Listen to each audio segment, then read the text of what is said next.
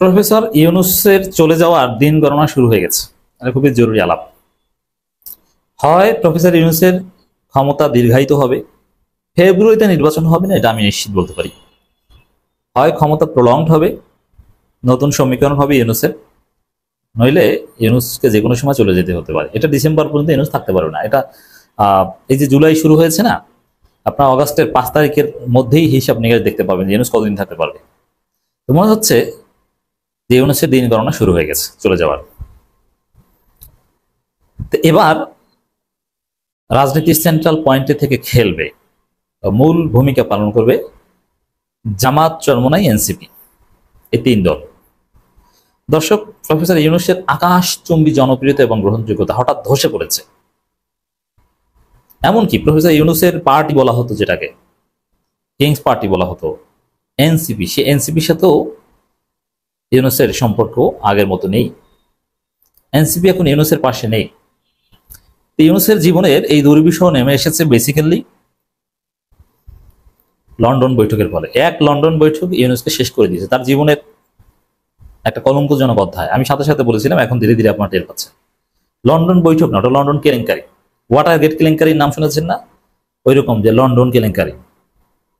London কেলেঙ্কারি মানে NCP, জামাত বা ইউনূসের সব কাছের লোকজনকে বাদ দিয়ে সে এখন বিএনপির কোলে উঠেছে, বিএনপির মাধ্যমে শক্তিশালী হচ্ছে। অথচ বিএনপির সব ক্ষমতা নেই ইউনূসকে প্রোটেক্ট করার।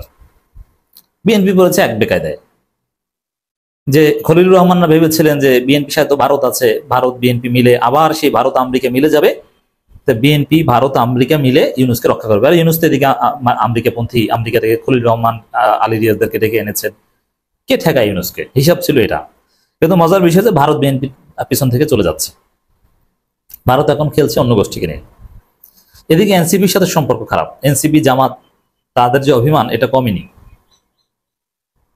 খুব মাইন্ড করেছে যে এনসিপি, জামাত আমাদেরকে বাদ দিয়ে, চরমোনাইকে বাদ দিয়ে আপনি তারেক রহমানের সাথে মিটিং করে নির্বাচনের তারিখ পিছিয়ে আনেন, জাতির উদ্দেশ্যের ভাষণ থেকে ফিরে আসেন, ফাজলামি নাকি?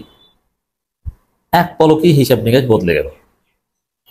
তো এই জায়গাটায় ইউনূসের পক্ষে এখন আর এনসিপি, জামাত, চরমোনাই টেকসই ভাবে নেই। এখন যদি ইউনূস চলে যেতে চান, মাঝখানে যে চলে যেতে চেয়েছিল এনসিপি, জামাত ঠেকিয়ে রেখেছে, এবার প্রফেসর ইউনূসকে ঠেকাতে জামাত, এনসিপি যাবে না, নিশ্চিত থাকে। এখন এনসিপি, চরমোনাই, জামাত এরা বিকল্প চিন্তা করছে। যেহেতু ইউনূস সাহেবের পক্ষে এখন কার্যকর কোনো শক্তি নেই, শুধু বিএনপি আছে, আর বিএনপি নিজেরাই নিজেদের রক্ষা করতে পারবে না, ইউনূসকে কি বাঁচাবে?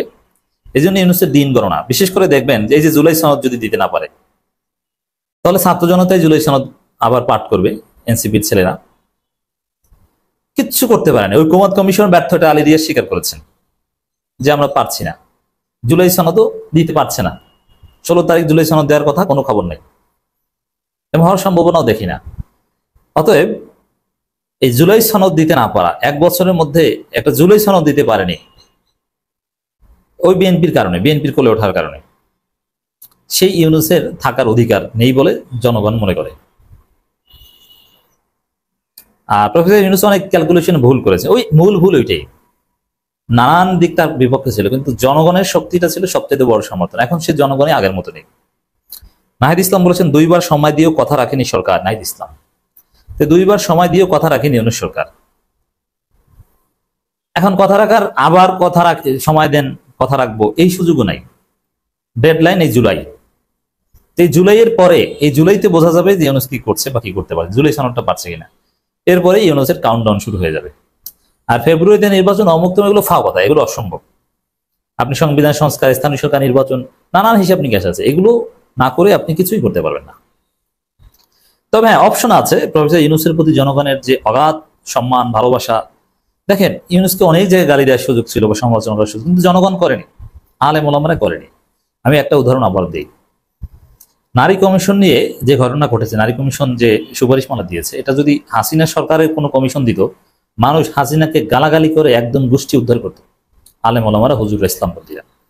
কিন্তু এই নারী কমিশনের এই নাজায়েজ, হারাম, ধর্মবিদ্বেষী রিপোর্টের পর ইউনূসকে কেউ গালি দেয়নি।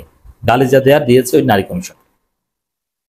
ইউনূসকে এভাবে ইমিউনিটিস দিয়েছে জনগণ, কিন্তু এখন আর দিবে না।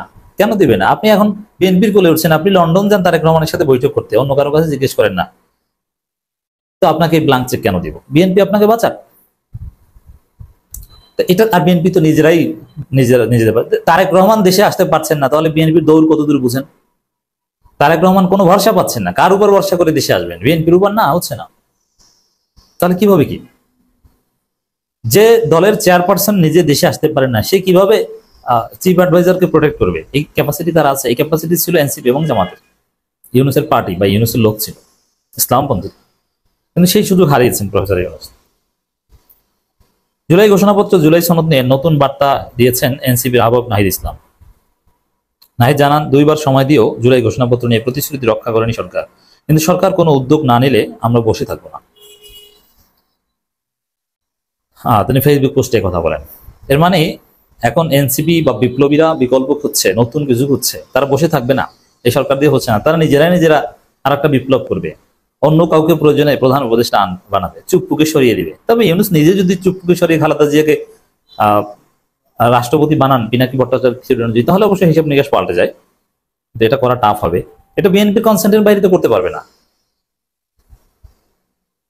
আর বিএনপির সাথে এরকম কথা ছিল না, লন্ডন বৈঠকে এরকম সমঝোতা হয়নি যে খালেদা জিয়াকে রাষ্ট্রপতি বানাবো আমি, চিফ অ্যাডভাইজার, তারপর নির্বাচন না। এটা বিএনপির প্ল্যান হচ্ছে যে খালেদা জিয়াকে 3 আসনে নির্বাচন করাবে, 3টা আসনে। এটা লন্ডন বৈঠকের ভায়োলেশন হবে, এটাও পারবে না।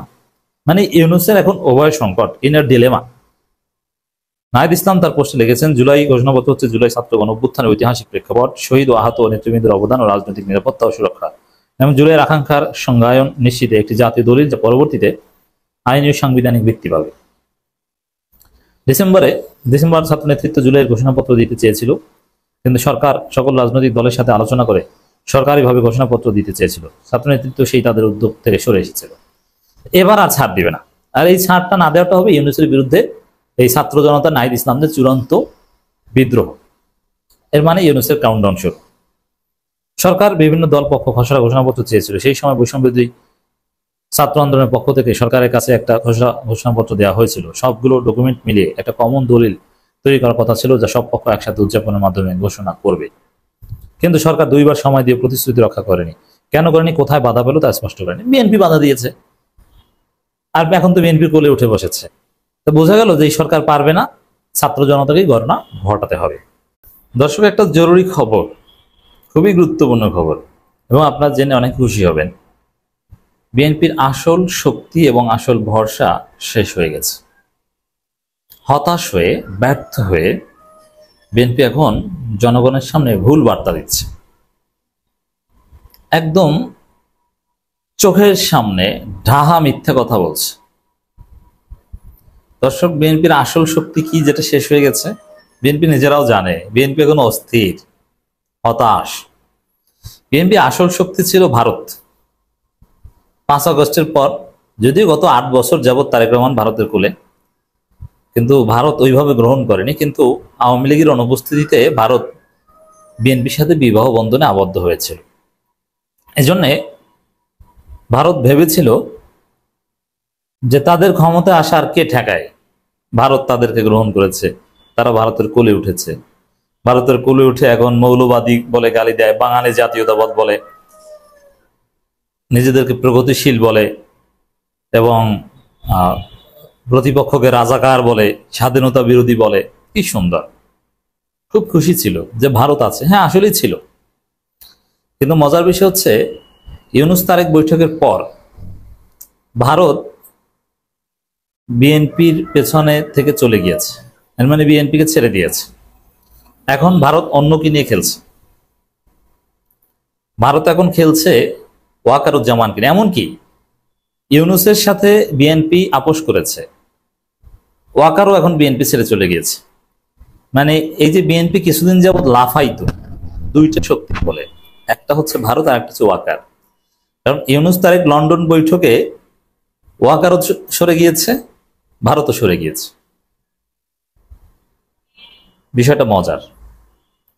এখন ওয়াকারও নাই বিএনপির সাথে, ভারতও নাই, এর মানে বিএনপির আসল শক্তি নাই। বিএনপির আগুনের শক্তি আছে, জনগণ তো বিএনপির বিপক্ষে। তো বিএনপি মূলত ওই 2 শক্তির বলে খুব কঠোর ছিল, মানে খুব ভাবে ছিল। সেই 2 শক্তি এখন নাই। এই জন্য দৌড় দিয়ে মির্জা ফখরুল্লাহ গিয়েছিলেন চীনে। যে না ভারত নাই, এখন চীনকে দেখি কিছু করতে পারে কিনা। এখন চীনের road belt and road initiative মহা প্রজেক্ট, ভালো নানান কথাবার্তা।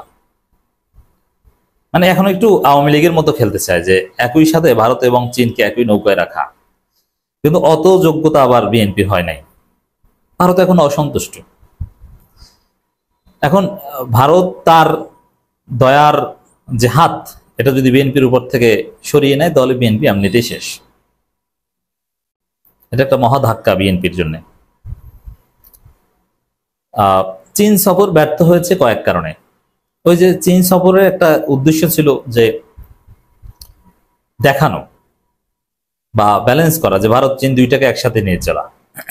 আবার চীনের পক্ষ থেকে যে বড় সুযোগ, বাংলাদেশের পররাষ্ট্রনীতি এখন হওয়া উচিত চীন কেন্দ্রে। একমাত্র চীন যে টাকা দিতে পারে, বাইডেনও দিতে পারেনি, ট্রাম্পও দিবে না।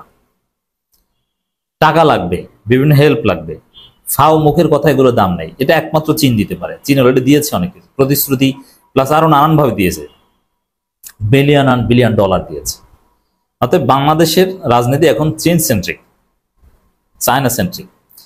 এই জায়গাটায় ভারতের কোলে আগেই উঠে বসে আছে, অতএব চীনের ওইটা ভালোভাবে ব্যবহার করতে পারবে না। আবার ভারতও এখন সাময়িক সময়ের জন্য হলেও বিএনপির উপর থেকে দয়ার হাত সরিয়ে নিয়েছে। এখন ভারত খেলছে আওয়ামী লীগের ওই ক্লিন ইমেজের এটা সামনে কিভাবে আনা যায়, আর ওয়াকারকে নিয়ে খেলছে। ভারতের প্রতিনিধি এখন বাংলাদেশে এক শ্রেণী আওয়ামী লীগ এবং ওয়াকার, যেটা কিছুদিন আগেও 13 তারিখের আগেও 13 মের আগেও ছিল, এটা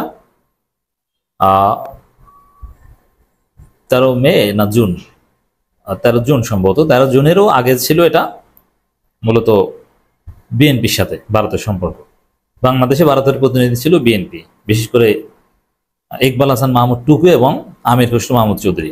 সালাউদ্দিন আহমেদ ট্রেনিং প্রাপ্ত, কিন্তু মূল যোগাযোগটা রক্ষা করেন দিল্লির সাথে, গোপন বৈঠক বা কোনো প্রয়োজন হলে এই দুইজন, ইকবাল হাসান টুকু আর আমির খসরু মাহমুদ চৌধুরী। তো দর্শক, মূল যে শক্তি এইটা শেষ বিএনপির, দৌড় দিয়ে গেছে চীনে। এখন তারেক রহমানকেও দাওয়াত দেয়, এটা আরো উভয় সংকটে ফেলেছে তাদেরকে, দাওয়াত নেবে কি নেবে না।